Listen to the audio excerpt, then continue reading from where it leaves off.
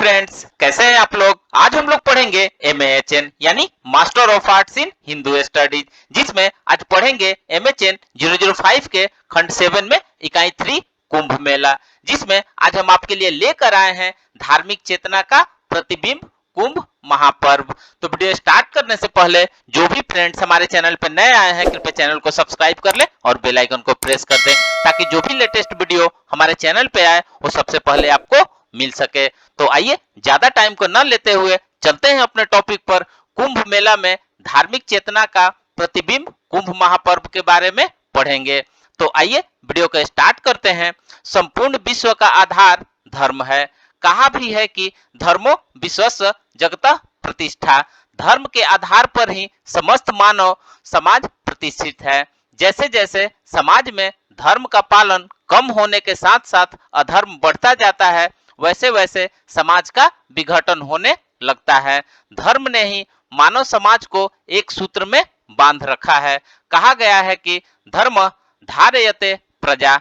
जिस प्रकार सभी धर्मों में अपनी अपनी विशेषता होती है और कुछ आदर्श भी होते हैं, ठीक इसी प्रकार से हिंदू धर्म में भी कुछ विशेषताएं और आदर्श हैं। इनमें सभ्यता, संस्कृति, रीति रिवाज, नियम नीति, वेशभूषा, रहन सहन, खान पान, व्रत पर्व तथा त्योहार आदि विशेष रूप से उल्लेखनीय है। कुंभ मेला महापर्व इन पर्व उत्सवों में सबसे आगे है। कुंभ पर्व में एक महत्वपूर्ण और सार्वभौम महापर्व माना जाता है, जिसमें विराट मेले का आयोजन होता है। कुंभ मेला भारत वर्ष का ही नहीं अपितु विश्व का सबसे बड़ा मेला है।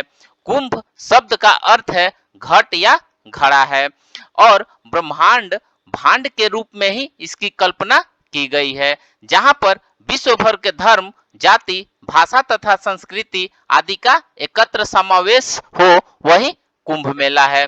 आइए अब नेक्स्ट पढ़ते हैं कुंभ मेला के वैदिक संदर्भ। भारत अपनी अति प्राचीन परंपराओं को भी जीवंत रूप से इस कारण दे सका क्योंकि उसमें विश्वसनीयता है, वैज्ञानिकता है, वैदिक एवं पौराणिक कथाओं का व्यापक समर्थन एवं अनंत फल की प्राप्ति का संदेश है। पूर्ण कुंभ, अर्ध कुंभ, महाकुंभ इन शब्दों से भारतीय जनता वैदिक काल से ही अवगत रही है। कलश का ही पर्यायवाची शब्द कुंभ है। ऋग्वेद तीर्थ यात्रा के क्रम में कुंभ की महानता का गुण गान करता है। यात्रा के क्रम में कुंभ स्नान पापों को नाश करने वाला कहा गया है। सत्कर्म, दान आदि कार्यों से पाप उसी तरह नष्ट हो जाते हैं जैसे सिंधु नदी अपने तटों को काटते हुए अपने जल में प्रवाहित कर लेती है। उसी तरह मनुष्य के कई जन्मार्जित पापों का कुंभ स्नान से प्रलक्षित कर देती है। शुक्ल यजुर्वेद का कथन है कि कुंभ पर्व लौकिक एवं परलौकिक सुखों को प्रदान करता है, जो सुख सत्कर्म, दान एवं यज्ञों में आहुति प्रदान करने से प्राप्त होते हैं, वह कुंभ स्नान एवं दान से प्राप्त हो जाते हैं। अथर्ववेद की घोषणा है कि पूर्ण कुंभ समय समय पर विभिन्न स्थानों में दिखाई देता है, अर्थात 12 वर्षों के अंतराल में हरिद्वार, प्रयाग, नासिक एवं उज्जैन में यह कुंभ महापर्व सूर्य, बृहस्पति एवं चंद्रमा के विभिन्न राशियों के योग से होता है। इसी प्रकार अथर्ववेद का वचन मिलता है। चारों कुंभ पर्व 4 जगहों पर पावन तीर्थ स्थल के रूप में प्रतिष्ठित रहे हैं। आइए अब नेक्स्ट पढ़ते हैं कुंभ पर्व के संबंध में पौराणिक मान्यताएं। कुंभ पर्व के संदर्भ में पौराणिक में 3 अलग अलग कथाएं मिलती है। प्रथम कथा के अनुसार कश्यप ऋषि का विवाह दक्ष प्रजापति की पुत्रियों दीति और अदिति के साथ हुआ। अदिति से देवों की उत्पन्न हुई और दीति से दैत्य पैदा हुए। एक ही पिता की संतान होने के कारण दोनों ने एक बार संकल्प लिया कि वे समुद्र में छिपी हुई बहुत सी विभूतियों एवं संपत्ति को प्राप्त कर उसका उपभोग करें।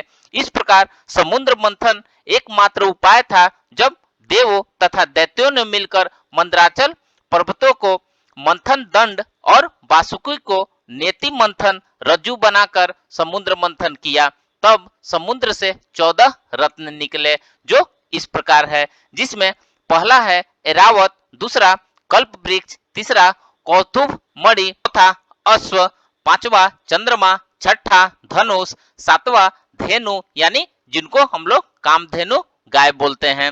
8वां है रंभा, 9 है लक्ष्मी, 10 है वारुणी, 11 है विष, 12 है शंख, 13 है धनवंतरी और 14 है अमृत। इस संबंध में स्कंद पुराण के महेश्वर खंड को देखना चाहिए, जो समुद्र मंथन और उससे निर्गत रत्नों या पदार्थों का विस्तार से वर्णन किया गया है। महर्षि लोमस जी ने कहा है कि फिर भी सभी देव और दैत्यगण ने सुसंरब्ध होकर उस क्षीर सागर का मंथन किया था। उस समय मंथन में किए गए सागर से कल्प वृक्ष, परिजात वृक्ष, संतानक, आम्र वृक्ष ये उत्पन्न हुए थे।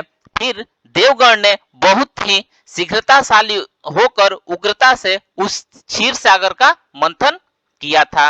उस निमर्थमान सागर से सूर्य देव के समान वर्चस्व वाला समस्त रत्नों में परम श्रेष्ठ रत्नी महती प्रभा से समन्वित कौस्तुभु नाम वाला समुत्पन्न हुआ था।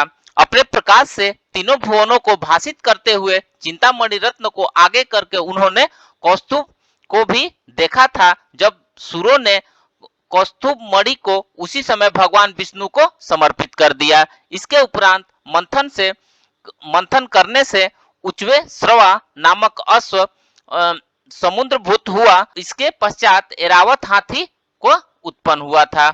उस सब ने मध्य करके फिर भी उन्होंने मंथन किया था। इस तरह से निर्मथामान सागर से बहुत से रत्न निकले। फिर वहां पर उन महान असुरेंद्रों ने देवगण के साथ मिलकर उस सागर का मंथन किया था। उस समय मंथन में किए गए सागर से वह दिव्य लक्ष्मी प्रकट हुई थी, जो भुवनों को एकमात्र स्वामिनी है। ब्रह्मवेता इस देवी को अन्वीक्षिकी कहा करते हैं तथा अन्य लोग इस देवी को मूल विद्या के नाम से ग्रहण किया करते हैं। महर्षि प्रवर लोमस ने कहा कि रमा देवी से समन्वित परमात्मा भगवान जनार्दन को प्रणाम करके फिर उन सूर और असुरों के गण ने अमृत की प्राप्ति करने के लिए समुद्र मंथन करना आरंभ कर दिया।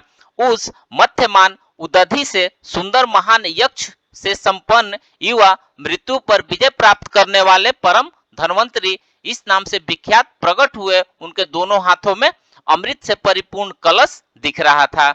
उन सभी सुरगण बहुत ही सुंदर के साथ देख रहे थे। उसी समय दैत्यगण एक साथ एकत्रित होकर बलपूर्वक उस अमृत के कलश को हरण करने की इच्छा वाले हो गए थे, जो कि सुधा का कलश भगवान धनवंतरी में के कर में स्थित था। सभी उस इंद्र ने धनवंतरी के हाथ में स्थित उस सुधा के कलश को बलपूर्वक ग्रहण कर लिया। इसके पश्चात सब असुरगण अत्यंत भीषणता के साथ गर्जना करने लगे। उस सुधा से परिपूर्ण कलश को असुरों ने ग्रहण कर लिया और बहुत ही उत्सुक होते हुए दैत्यगण पाताल में आ गए। उस समय समस्त देवता श्रम युक्त हो गए। वे सभी उन दैत्यों के पीछे ही चले गए और उन दैत्यों के साथ युद्ध करने की इच्छा करने लगे। जैसा कि आपने अभी तक पढ़ा कि धनवंतरी अमृत कुंभ को लेकर निकले और इस अमृत कलश को प्राप्त करने के लिए देवताओं और दैत्यों के बीच युद्ध छिड़ गया, क्योंकि उसे पीकर दोनों अमृत की प्राप्ति करना चाह रहे थे। स्थिति बिगड़ते देख देवराज इंद्र ने अपने पुत्र जयंत को संकेत किया कि इंद्र के पुत्र जयंत अमृत कुंभ को लेकर वहां से भाग निकले। दैत्य गुरु शुक्राचार्य के आदेशानुसार दैत्यों ने अमृत कलश छीनने के लिए जयंत का पीछा किया। जयंत अमृत कलश की रक्षा के लिए देवगण भी दौड़ पड़े। आकाश मार्ग में ही दैत्यों ने जयंत को जाकर घेर लिया। तब तक देवगण भी जयंत की रक्षा के लिए वहां पहुंच चुके थे। फिर क्या था, तो और दैत्यों में युद्ध ठन गया और 12 दिन तक युद्ध चलता रहा। उस समय सूर्य आदि देवता जयंत तथा अमृत कलश की रक्षा के लिए सहायता कर रहे थे। संघर्ष के दौरान अमृत कुंभ को सुरक्षित रखने में बृहस्पति, सूर्य और चंद्रमा ने बड़ी भूमिका निभाई थी। सूर्य ने उस कुंभ को फूटने से रक्षा की और चंद्रमा ने अमृत छलकने नहीं दिया। फिर भी संग्राम के दौरान मची उथल पुथल से अमृत कुंभ से 4 बूंदे छलक गई। ये 4 स्थानों पर गिरी। इनमें एक गंगा तट हरिद्वार में, दूसरी त्रिवेणी संगम में, तीसरा शिप्रा तट उज्जैन में, चौथी गोदावरी तट नासिक में। इस प्रकार इन चारों स्थानों पर अमृत प्राप्ति की कामना से कुंभ पर्व मनाया जाने लगा। देवों के 12 दिन मनुष्य के लिए 12 वर्ष के बराबर होते हैं।